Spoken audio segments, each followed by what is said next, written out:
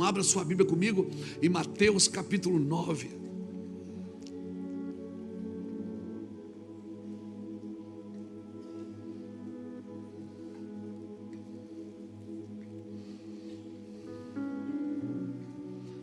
Mateus capítulo 9.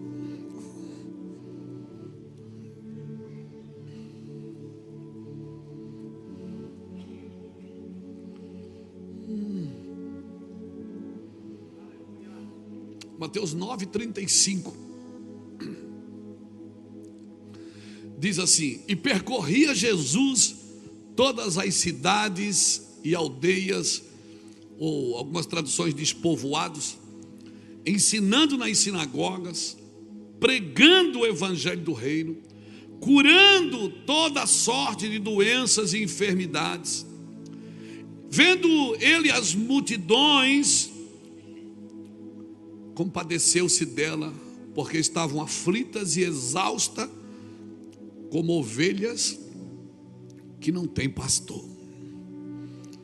E então se dirigiu aos seus discípulos e disse: a seara na verdade é grande, mas os trabalhadores são poucos. Rogai, pois, ao Senhor da seara que mande trabalhadores para a sua seara. Aleluia. Eu quero deixar essa palavra no seu espírito. Obrigado, Senhor, por essa palavra. E percorria Jesus todas as cidades e aldeias, pregando o evangelho do reino e ensinando nas sinagogas. Pregando e ensinando. Pregar era diferente de ensinar, porque pregar, ele pregava para as multidões, mas ensinar, ele sentava. Toda vez que a Bíblia diz que Jesus se assentou, você se prepara, porque ele ia ensinar. Jesus, você vai ver que Jesus não tinha planos com a multidão, Jesus tinha planos com os discípulos. Com a multidão ele pregava, fazia milagres, curas, expulsava demônios. Mas com seus discípulos ele ensinava, sentava e ensinava. Trazia as palavras que eram necessárias para os seus discípulos. E às vezes até os discípulos questionavam e diziam: por que com a multidão você fala de um jeito e com a gente você fala de outro? Ele diz: porque para eles eu prego para que eles ouvindo não ouçam, e não compreendam, e não entendam, e não se convertam dos seus pecados. Por quê? Porque era necessário que ninguém se convertesse antes da cruz. Depois da cruz, no primeiro culto, 3.000 almas entregaram a vida para Cristo. Mas antes da cruz ninguém se converteu, nem os discípulos. Por quê? Porque não tem conversão sem cruz, meu irmão. Quem se converte sem cruz só se converte ao benefício do evangelho. Por isso que tem muitos ensinos que usam o evangelho para ensinar as pessoas a enriquecer, para ensinar as pessoas a dar bem, para ensinar as pessoas a prosperar, e tudo isso é verdade, e pode fazer que dá certo. Mas para conversão mesmo, você precisa de cruz. E é a sua cruz, e certamente você tem uma. Se você ainda não está carregando, ela está no armário, ela está em algum lugar, mas todo mundo aqui luta com alguma coisa. Todo mundo aqui luta para se livrar, e não é para se livrar do diabo, porque o diabo já foi vencido na cruz. Quando você veio para o Senhor já te entregou um demônio derrotado. Você está lutando contra você mesmo. O seu maior inimigo é o seu sucesso imediato, que te prospera, mas não te ensina. O seu maior inimigo é você mesmo. Todos nós aqui temos um fantasma. Todo mundo aqui tem uma mazela. Todo mundo aqui tem uma debilidade. Tem ou não tem? Então por que você não cuida da sua mazela, em vez de querer cuidar da mazela dos outros? Tem gente que me persegue tanto que dá vontade de dizer para ela: se eu te der um gato, tu não cuida das 7 vidas dele, deixa a mim em paz. todo mundo aqui tem um defeito. Alguns são de fábrica, já veio de fábrica. Alguns foi no caminho, né? Abraçou umas coisas que não precisava abraçar, umas manias que não precisava. Como a avó dizia, esse guri é malino. Malino, para quem não sabe, é alguém mau, mas é muito pior. Então eu e você, todo mundo aqui está lutando com alguma coisa. Certamente, se você sentar numa sala de terapia, de aconselhamento com alguém, você vai ter que falar alguma coisa sua. Você vai falar alguma coisa negativa sua, porque todo mundo tem. Mas quando a gente está conversando com alguém, a gente gosta sempre de mostrar as medalhas, não as cicatrizes. A gente está sempre expondo as medalhas. As medalhas a gente bota no uniforme, as cicatrizes ficam por dentro. Mas com Jesus não é assim, irmãos. Por isso que Naamã, para mergulhar 7 vezes, ele teve que tirar a sua farda. As medalhas ficam para fora, as medalhas todo mundo vê. Você conhece o Luiz Hermínio da internet, você não conhece o Luiz Hermínio todo dia. O marido da Iraci, o pai do Samuel, da Bruna, da Pâmela, da Bruna Luísa, do Mano, avô das meninas, do Daniel, filho da dona Roseli. Você não conhece o Luiz Hermínio todo dia. Por isso que é muito importante você conhecer a Deus. Porque se você só pode ter o que dizer de Deus se você conhece. Se você não está disposto em ouvir a voz, não adianta estudar letra. Se você quer só estudar letra e não quer ouvir a voz, porque a voz, a hora que você abrir esse livro e começar a ler com o seu espírito, não com a sua alma, e não tentar distorcer para você. A hora que você começar a ler esse livro, que as palavras começarem a penetrar dentro do seu espírito como facas, como espadas, e repartir a sua alma do seu espírito, ou seja, separar sentimentos de convicções, de realidades, eu te garanto, você vai querer ouvir a voz. Porque se não for para ouvir a voz, não adianta abrir o livro. Porque Deus fala. E um povo que ouve a voz de Deus e obedece, irmãos, é um povo diferente. Eu não vou chamar esse povo de evangélico, não. Eu vou chamar esse povo de filhos de Deus. Os filhos de Deus que querem ouvir a voz do Senhor, porque um dia você vai ouvir. Deus não está procurando um culpado, irmãos. Ele está procurando um arrependido.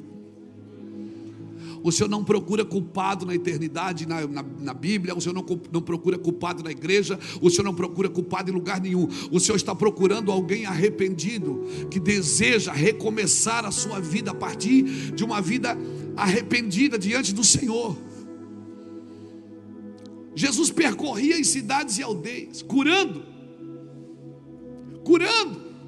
libertando, pregando e ensinando. E ele olhou para a multidão e ele disse o quê? Ele sentiu compaixão. Você vai perceber uma coisa, que você não consegue ajudar ninguém sem compaixão. Sabe o que é compaixão? Compaixão é você colocar o seu coração na miséria do outro. Isso é misericórdia, miserus cardia. É você colocar o seu coração na miséria de alguém. Jesus olhava e via e sentia compaixão, porque a multidão era como ovelhas perdidas que não tinham pastores. Ou seja, elas não tinham direção. Irmãos, nós vivemos na geração das ideias. Eu não sei você, mas eu tenho uma ideia a cada 10 minutos. A nossa geração é capacitada de ideias. Todo mundo tem ideias, e são boas ideias. Nós precisamos de direção. Todos nós precisamos de direção, porque ideias nós temos, vontade a gente tem de fazer. E quer saber? Se você meter a mão, você faz. Mas vai fazer tudo do seu jeito? Não vale a pena. Jesus olhava e tinha compaixão, porque eram ovelhas perdidas que não tinham pastores. Ele olhou para a multidão e ele falou aos discípulos. Ele olhava para a multidão e ele falou aos discípulos, ele disse: roguem ao Senhor da seara que envie obreiros para a sua seara, trabalhadores para a sua seara. Isso ele falou para os discípulos, ele não falou para a multidão. Por isso que eu creio que Jesus não tinha planos com a multidão. Jesus tinha planos com os discípulos. E qual era o plano que ele tinha para os discípulos? Sirva a multidão, estenda a mão para a multidão. E é interessante, você vai perceber uma coisa interessante, que não é a igreja que prepara obreiros para Deus, é Deus que prepara obreiros para servir a igreja. Porque nenhum homem tem a capacidade de preparar outro homem para servir a Deus. É Deus que prepara você para servir outra pessoa. Por isso tem que começar de cima para baixo, não de baixo para cima. Nós pudemos aqui e fizemos isso com muita graça. Hoje até começou mais um curso aqui na igreja de manhã. Maravilhoso, você deveria participar hoje pela manhã. Então o nosso trabalho é capacitar a gente, preparar a gente, afiar as espadas de todo mundo. Mas nenhum homem tem a capacidade de preparar outro homem para servir a Deus, se esse Deus não chamar você. É Deus quem faz, irmãos. É Deus quem faz primeiro, não sou eu. Então, roguem ao Pai que envie obreiros para a sua seara. Porque não é a igreja que faz obreiros para Deus, é Deus que faz obreiros para servir a igreja. A Bíblia diz que Deus colocou cada um como quis no corpo. Uns para apóstolos, profetas, evangelistas, pastores e mestres. Ele que coloca cada um como Ele quer. Não é a gente, irmãos. Não é a gente. Por isso você vai ver muitos doutores na igreja sendo servidos por analfabetos. Por quê? Porque assim é a igreja do Senhor. Deus pega Paulo, um cara culto, inteligentíssimo, que aprendeu aos pés de Gamaliel, e coloca ele para servir os gentios. E pega Pedro, que segundo a história não sabia ler nem escrever, e põe ele para pregar para os doutores da lei. Esse Deus não é gente. Deus tem uma forma de me impressionar, de impressionar a humanidade a partir dele, não a partir de nós. Deus tem uma forma. Então, querido, não espere de Deus outra coisa. Agora, pessoas, elas têm dificuldade de se submeter àquilo que não dá sucesso imediato. Convida uma pessoa para o ciclo, bom, ela prefere andar em circo e em círculo, mas para viver o ciclo demora. Não é assim, irmãos. Tudo que nasce grande é monstro, é dinossauro. Deus tem um propósito, e esse propósito tem fases. E essas fases, elas têm planos, elas têm ideias para cada momento. E eu e você precisamos entender isso. Uma geração que não entende isso, ela está sempre tentando defender o que é dela. E uma geração que passa tentando defender o que tem, é porque não tem nada, irmãos. É porque não tem nada. O seu sucesso não pode se transformar na sua prisão.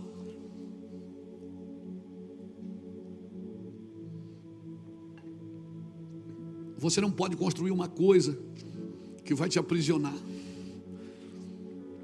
É como fazer um buraco. Você faz um buraco, você fica fora dele, não fica? Chega um momento que você tem que entrar nele para cavar de dentro e tirar a terra de dentro. Mas vai chegar um momento que você tem que sair do buraco, porque senão você não sai mais. Você cavou, ficou fundo, achou água, mas se você não cuidar, você não sai mais. Então, seu sucesso não pode se transformar na sua prisão. Seu sucesso pode ser o seu maior inimigo se ele crescer mais do que você. Como assim, pastor? Nada pode crescer mais do que você. Quando Deus disse crescer na graça e no conhecimento, Ele não falou isso para nada, Ele falou para pessoas. É você que tem que crescer na graça e no conhecimento. Para aquilo que você faz, sirva você e não você sirva isso. porque senão você vai ser aprisionado por aquilo que você construiu. Ter sucesso no mundo, muitas vezes, significa se sair bem no mundo usando as condições impostas pelo mundo. E quer saber? Muitos sucessos no mundo só tem sucesso porque usa as condições do mundo. Se aplicar as verdades, o sucesso cai por terra. Se eu tiver que viver as verdades de Deus em tudo que eu faço, nem tudo vai dar certo. Nem tudo vai dar certo. Você só terá sucesso no mundo se usar as condições impostas pelo mundo. Agora, se você quer usar as condições impostas pelo mundo para ter sucesso no mundo, por favor, não diga que isso é em nome de Jesus. Porque no nome de Jesus, a base para todo sucesso é a verdade. A base para todo crescimento é a verdade. Amém, irmãos? Amém, irmãos? Amém, irmãos? Você que compra, você que vende, seja verdadeiro. Ainda que isso te custe lágrimas, ainda que isso te custe dinheiro, ainda que isso te custe tempo, seja verdadeiro. E é tão difícil, parece que essa palavra ela está tão distante de nós, ser verdadeiro, porque o sucesso de Deus contradiz todo o sucesso do mundo. Você vai ler nas escrituras, por exemplo, em Eclesiastes capítulo 9, versículo 11: vi uma coisa debaixo do sol, que não é dos ligeiros o prêmio, nem dos valentes a vitória, nem tampouco dos sábios o pão, nem ainda dos prudentes a riqueza, nem dos inteligentes o favor, mas o tempo e a sorte ocorrem para todos. Vai ter o dia mau na sua vida, mas vai ter o dia bom. Então no dia bom você faz o quê? Desfruta. E no dia mau, aprende. No dia mau você aprende. Aí você aprende o que? Isso aqui eu não vou fazer mais. Isso aqui, anota o que você não tem que fazer mais. No dia bom, desfruta, irmão. Não faz muita conta, não. Só qual é o problema? É que às vezes a gente está no dia bom, mas tem alguém perto da gente que está no dia mau. E ela acaba julgando a gente porque a gente está no dia bom, mas ele está no dia mau. Quando você estiver triste, não tome nenhuma decisão. Fica quieto. Quando você estiver alegre, muito alegre, não faça nenhuma promessa. Não se empolgue, hein? Porque no outro dia você pode estar triste. E aí você vai ter que fazer tudo que você prometeu. Quando estiver com raiva, fique quieto. Por quê? Porque nós fomos capacitados por Deus de sentimento, irmãos. Só que não é os sentimentos que podem dirigir as nossas vidas. Sentimento, a minha vida não pode mudar porque mudou alguma coisa, o meu sentimento mudou. Hoje eu estava bom, então eu falei coisas boas. Amanhã eu estou mal, eu vou falar coisas maus. Não mexe comigo porque eu acordei com o pé esquerdo. Parece que tudo que é bom é do direito e tudo que é mal é do esquerdo. Eu não sei. Meu Deus, que luta. Vocês se alegraram agora, né? Não mexe comigo. A Bíblia diz que ele vai botar os bodes na esquerda e as ovelhas na direita. Eu não estou entendendo mais nada. Isso, Jesus. Pegadinha. Pastor, mas está difícil. Deixa eu te falar e deixa eu te trazer esperança. Todo o avivamento no mundo começou de uma igreja morta. Todo o avivamento no mundo nasceu quando a igreja não tinha mais esperança lá. Quando parecia que estava tudo morto ali, mas meia dúzia de gente se reuniram para orar. Meia dúzia de gente resolveu pagar um preço, como a gente fala no populacho. Meia dúzia de gente resolveu fazer algo diferente. E os avivamentos que você estuda na Escócia, no país de Gales, na Rua Azusa, os avivamentos que você estuda nos livros de história, todos eles nasceram de uma igreja morta. Todos eles nasceram quando não tinha mais esperança, quando ninguém acreditava mais na igreja, quando parecia que as palavras do púlpito não faziam mais efeito em ninguém. Mas de repente, irmãos, Um vento impetuoso invadia o lugar. Ei, Deus fazia tudo novo, de novo. E eu espero que isso aconteça nos próximos dias no Brasil. Por favor, não libere palavras negativas sobre a nossa nação. Por favor, não libere palavras negativas sobre o território brasileiro. Comece a dizer: o Brasil é uma bênção. Não é pátria idolatrada, não, é terra ungida.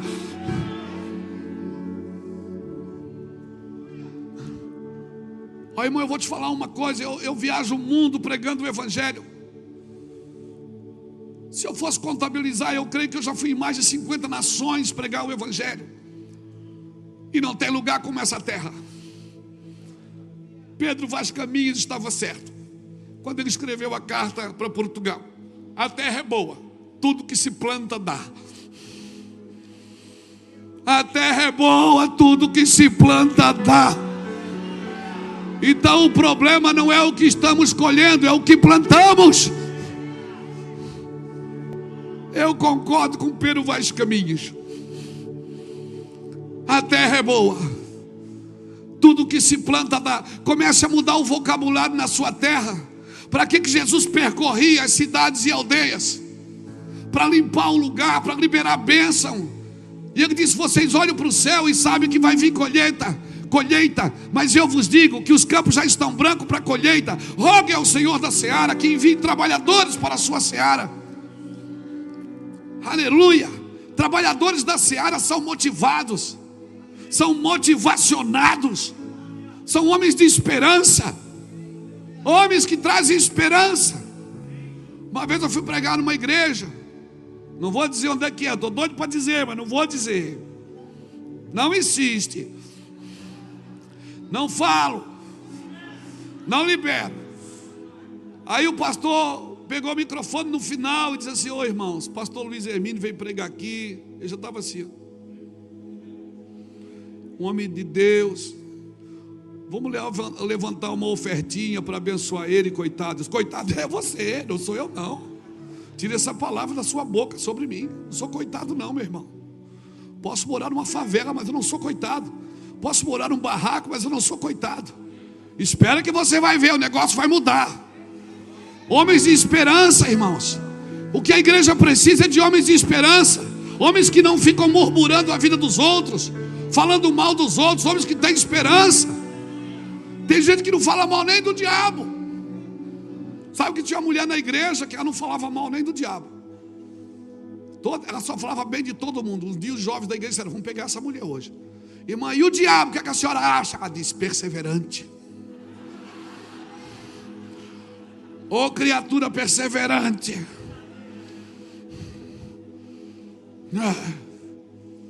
Perseverante. O que falta na igreja do Senhor é entusiasmo. Não é só barulho não, irmãos. Porque som alto não significa avivamento.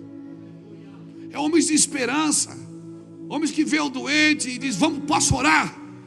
Posso abençoar você com uma oração? Homens que chegam no lugar e querem mudar o ambiente. Ô cretaiada desanimada, meu Deus. Dá um glória aí, irmão.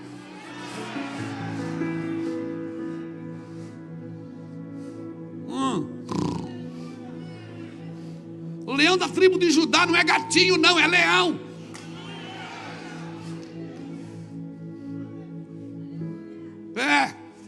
Aleluia. Você sabe o que é que significa aleluia? É uma explosão de luz nas trevas.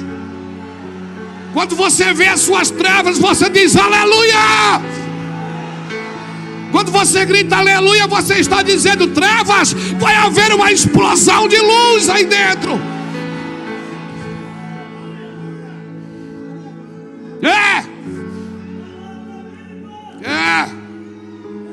Onde é que você estava? Que você não estava aqui no culto. Quando a igreja está morta, é Ele que aviva, irmãos. Não adianta. Você pode fazer tudo. Ei, você pode apagar a luz para ficar mais romântico. Não adianta. Você pode botar a luz piscando. Não adianta.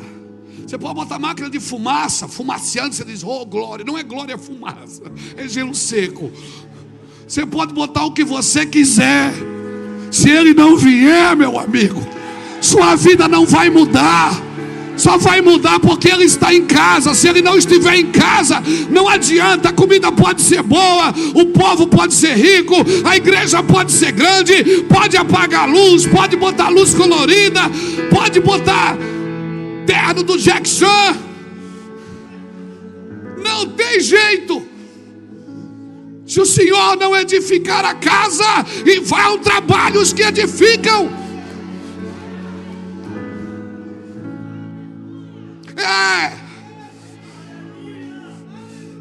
Ouviu? É só indicar.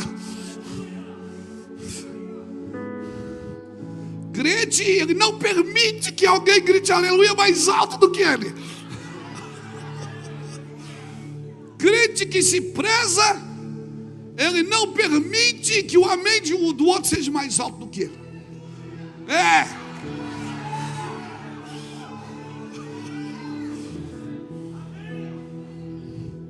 Está cheio de visitantes aí, vocês não dão glória a Deus.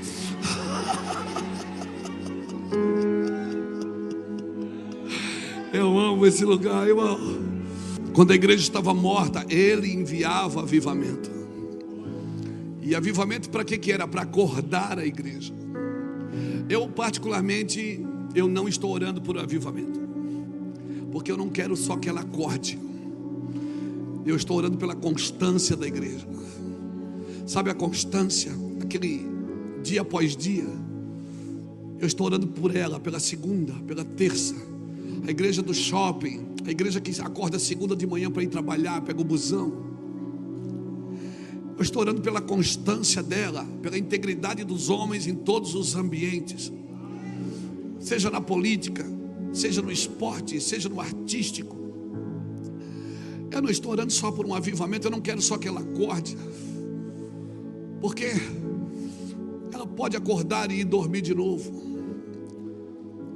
Um dos nossos filhos na fé aqui, um dos pastores que é pastor hoje lá em Goiânia, o Felipe Vilela, ele escreveu uma música tão linda, um rap, irmão, que eu chorei quando eu ouvi a primeira vez que ele me mostrou,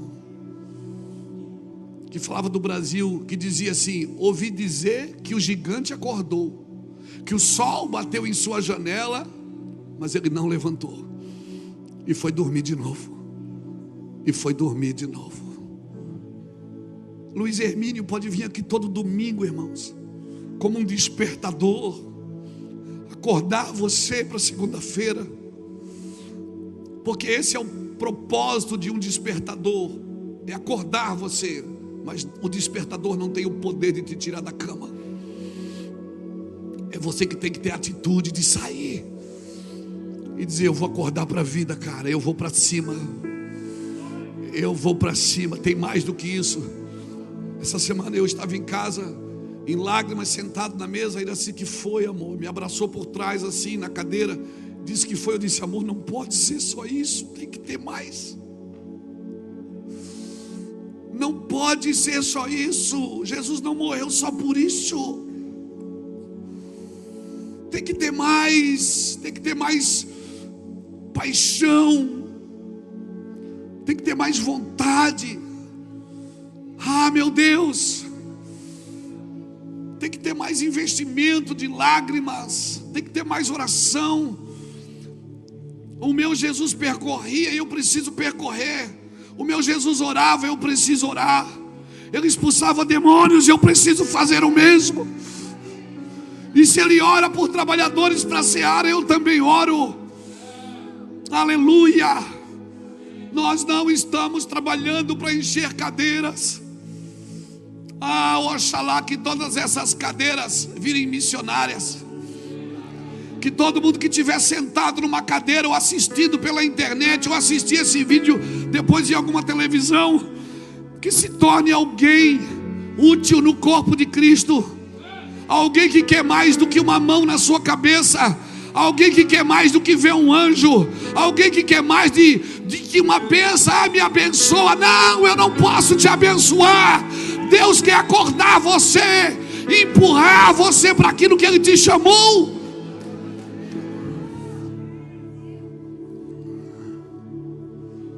Quem muito foi perdoado, muito ama. Você sabe quem você era sem Jesus? Você sabe quem você era sem Jesus? Embora eu seja um pregador, Deus não me chamou para pregar sermão. Ele me chamou para sermão. Ele me chamou para sermão. Não para pregar sermões, mas para sermão, para tirar alguém dali. Alguém dali, que seja uma pessoa só, mas alguém dali.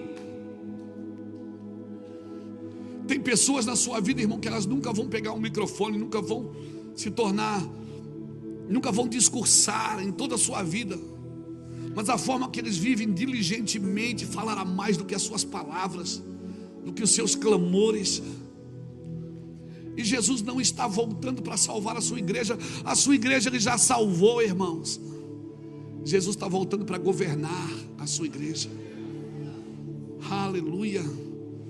Deus está aperfeiçoando a sua igreja. Fala isso para alguém que está perto de você. Deus está aperfeiçoando a sua igreja. Ele está aperfeiçoando a sua igreja. E como Deus está aperfeiçoando a sua igreja, aperfeiçoando a gente, porque nós somos a igreja do Senhor. Jesus era tomado de íntima compaixão. Não é emoção, irmão. Jesus não chorava porque via alguém chorar, não. Eu olhava para aquela miséria daquela pessoa e ele tinha compaixão. Aquilo lhe tirava a fome, lhe tirava o sono. Aquilo fazia ele gastar as moedas que eram recolhidas. As ovelhas estavam confusas e desamparadas. E por 6 vezes na Bíblia você vai ver Jesus sendo tomado de íntima compaixão. E cada vez que isso acontecia, era um milagre que acontecia. Nós precisamos de compaixão para que volte os milagres. Nós precisamos de compaixão para que volte os milagres. Quer ver milagres? Vá buscar compaixão. E como é que eu adquiro compaixão? É quando você olhar para uma pessoa, não veja primeiro o defeito, veja a primeira qualidade. Minimize os defeitos e maximize as qualidades. Quando você olhar para alguém, não veja primeiro o defeito. Olha para as igrejas de Apocalipse, todas elas estão desviadas. Mas Jesus sempre apresenta a qualidade primeiro. Tu és assim, tu és assim. No final ele vai dizer: eu tenho porém contra ti. Sempre exalta a qualidade primeiro. Nós temos prazer de enfiar o defeito na ponta do dedo, enfiar o dedo no nariz. Não, irmãos, nós vamos precisar de compaixão na igreja. Se nós queremos ver os milagres, nós vamos precisar de compaixão. Só que quando Jesus está falando aqui sobre milagres, sobre compaixão, o milagre aqui não foi na vida da multidão, foi para os discípulos. Jesus imparte algo com os discípulos e ele diz para eles: orem por ceifeiros. Jackson, ele não disse ore para ter mais dinheiro, ore para ter mais arrecadação, ore para a igreja crescer, ore, não, ele disse ore por ceifeiros. Do que adianta ter dinheiro se não sabe o que fazer com ele? Do que adianta ter igreja grande, cheia de gente vazia?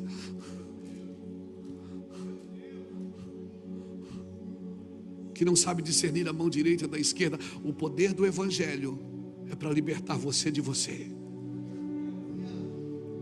para que você entregue a sua vida ao Senhor e o Senhor te dirija os passos, dirija o seu saldo, dirige as suas promessas, dirige as suas palavras, dirige os seus pensamentos, os seus sentimentos.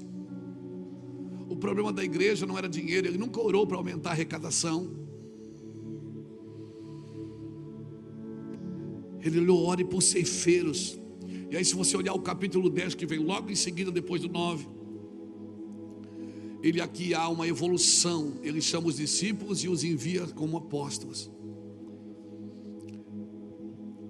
Eu acredito, irmãos, quando nós começamos a entender o que Deus quer da nossa igreja que eu digo, não estou falando de Mevan, eu estou falando da igreja brasileira, da igreja na terra, nós também vamos ser promovidos e enviados por Deus para uma missão. Todos nós aqui temos um propósito, irmãos. Todos nós aqui temos um propósito. E se prepare, porque é um grande tempo de um grande estremecimento. Deus está estremecendo vidas, negócios. Deus está acordando a gente, irmão. Sabe o que diz Hebreus? Bota aqui para mim, Hebreus 12, 26 a 29. Hebreus fala desse grande estremecimento. Hebreus diz assim, aquele cuja voz abalou então a terra, agora, porém, ele promete dizendo, ainda uma vez por todas farei abalar, não só a terra, mas também o céu. Ora, esta palavra, ainda uma vez por todas, significa a remoção dessas coisas abaladas, como tinham sido feitas, para que as coisas que não são abaladas permaneçam. Por isso, recebendo nós um reino inabalável, retenhamos a graça pela qual sirvamos a Deus de modo agradável, com reverência e santo temor, porque o nosso Deus é fogo consumidor. Sabe o que ele está dizendo? Ele está dizendo, eu vou abalar coisas que podem ser abaladas, para que o inabalável permaneça. Sabe o que Deus está dizendo? Ele está dizendo, eu posso tirar coisas de vocês que podem ser tiradas, para que o inabalável permaneça. O braço pode sair, o que não pode sair é a eternidade de dentro de você. Deus está abalando a terra assim, irmãos. Ele está abalando famílias inteiras.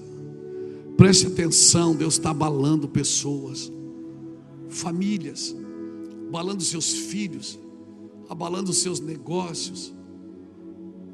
Mas fique tranquilo, se você tem uma aliança com Deus, Ele vai abalar tudo que pode ser abalado, e o que é inabalável vai permanecer com você. E quando você olhar, você vai perceber uma coisa. Irmãos, nas minhas viagens pelo mundo, eu já participei de 2 terremotos. Eu estava uma vez em Lima, no Peru, quando deu um terremoto. Eu estava no 6º andar de um hotel. E começou, eu estava sentado na escrivaninha, na frente da cama, escrevendo. Começou. E eu fui na janela, e aí o telefone tocou, o telefone de emergência. O recepcionista dizia, senhor, tranquilo, tranquilo, acá é normal. Eu digo, normal para vocês.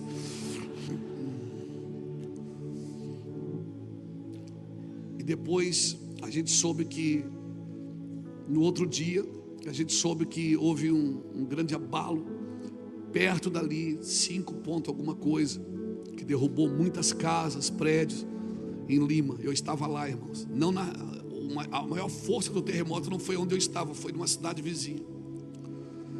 E outra vez foi em Mendonça, na Argentina, na Cordilheira dos Andes. Estava eu e mais um irmão no 2º piso de uma casa. Nós estávamos hospedados lá, eu ia pregar, e começou a tremer tudo, irmão. Fomos todo mundo para a rua, e a terra treme, irmão, é incrível. E eu fiquei pensando, eu pensei nesse texto. Deus está abalando, Jackson. Não se assuste, deixa Deus abalar. Amém? Não se assuste. Você vai dizer assim, mas eu nunca vivi isso na minha vida. Vai viver. Mas eu nunca passei por isso. Vai passar. Para quê? Para que o que é inabalável permaneça dentro de você para sempre.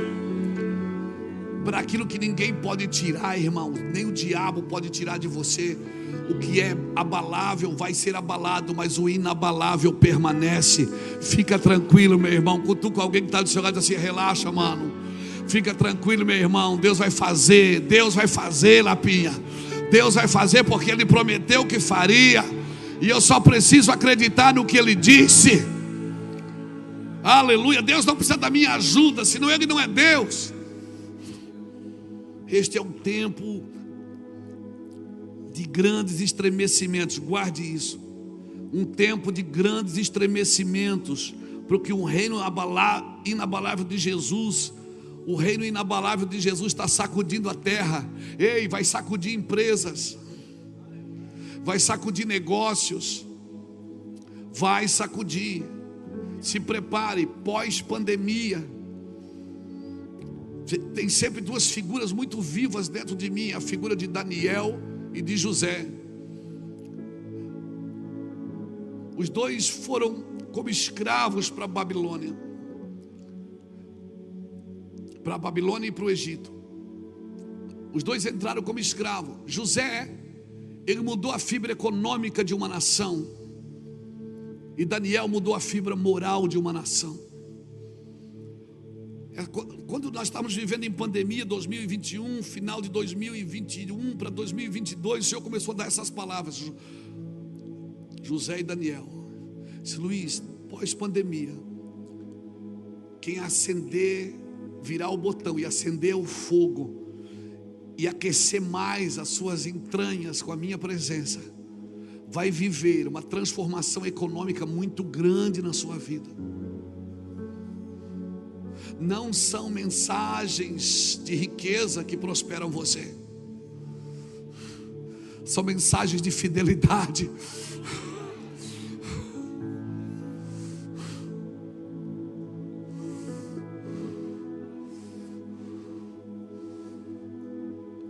Sabe, o Senhor começou a dizer: eu vou mudar a vida econômica de muita gente na terra, Luiz. Vai haver transferências de riqueza.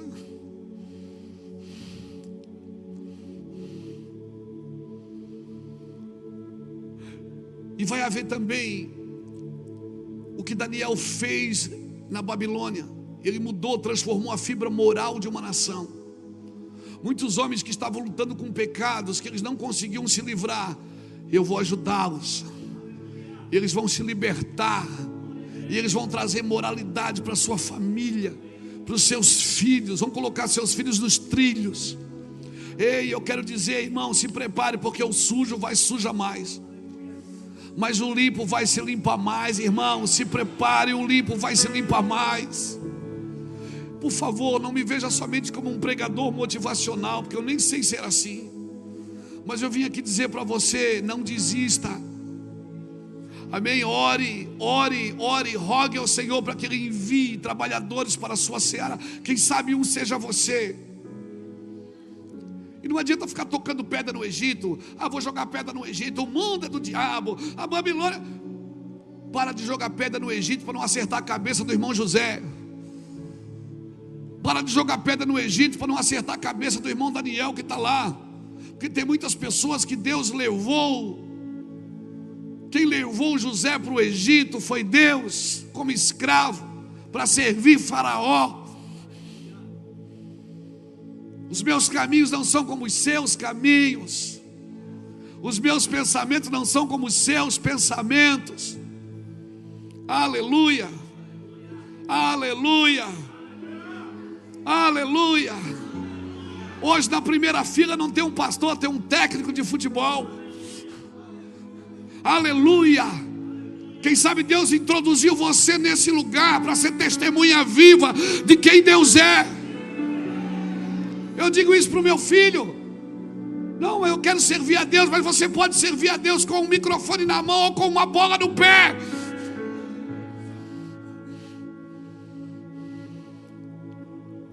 Deus tem os seus agentes de moralidade. Deus tem os seus agentes de transformação.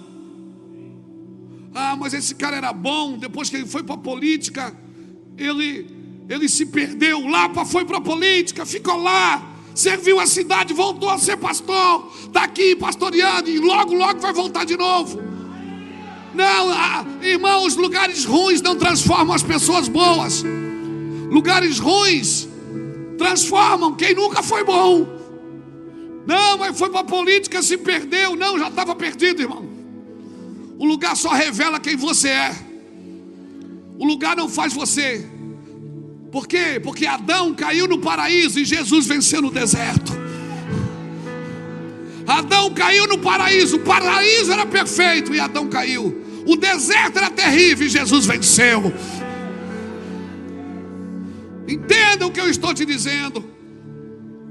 O lugar não te transforma, o dinheiro não te desvia, a fama não te desvia, só revela quem você sempre foi. Não tenha medo de ter dinheiro, não tenha medo de ser conhecido, não tenha medo de ser alguém relevante. Se não quiser, dá para mim que eu sei gastar.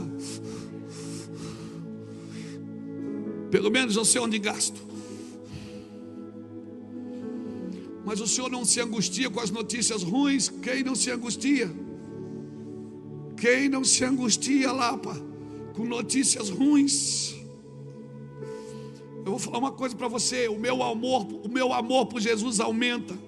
Cada vez que chega em mim essas notícias ruins, mais o meu coração está em chama. Cada vez que eu vejo que o mundo está se perdendo, mais o meu coração se aquece de amor e de compaixão. Por quê? Porque eu não sou daqui. Eu não sou daqui, você não é daqui. Porque onde estiver o teu tesouro, aí está o teu coração. Deus espera que você despeje o seu coração numa terra perdida. A terra clama por justiça. A terra espera ardentemente, aguarda ardentemente a manifestação dos filhos de Deus. Que os filhos de Deus apareçam. Não só os pseudos evangélicos, mas que os filhos de Deus apareçam. Então quando as notícias ruins vêm, na hora choca, machuca. Mas quando essas notícias batem nas nossas portas, mais eu vejo que Jesus está voltando. E ele estava certo quando ele disse: Luiz, vai haver guerras, vai haver rumores de guerras. O amor de quase todos vai esfriar. Os homens vão ser maus, eles vão matar um outro por causa de uma briga de trânsito. Os homens vão ser maus, os homens vão ser maus. Mas aquele que guardar, aquele que suportar até o fim, me entenda, meu querido. Jeremias dizia no capítulo 9, versículo 1: o meu coração está quebrantado dentro de mim, todos os meus ossos estremecem. Eu estou como um homem embriagado, eu estou como um homem vencido pelo vinho, por causa da sua palavra e da sua santidade. Aleluia. Jeremias diz isso no capítulo 9, versículo 1. A minha oração é que Deus cede os seus sentimentos por amor, e que você não saia do lugar que Deus te plantou, no lugar de verdade. Que você prospere sendo verdadeiro, que você prospere e enriqueça sendo verdadeiro, porque o que não vier por verdade não vale a pena ter. Oh meu Deus, eu sinto compaixão de Deus por nós. Eu sinto compaixão de Deus por nós aqui nessa noite, irmãos. Aleluia. Pastor, mas você não pode misturar as coisas, igreja. Não, não. Como dizia o meu velho amigo Charles Spurgeon, para um homem de Deus nada é secular, tudo é sagrado. Tudo é sagrado. Como dizia o velho amigo Spurgeon. Por favor, irmãos, Jesus está prestes a fazer algo sobrenatural na nossa nação. E vai ser sobrenatural. E vai ser sobrenatural. Mas não dá para continuar do mesmo jeito. Eu preciso mudar de vida.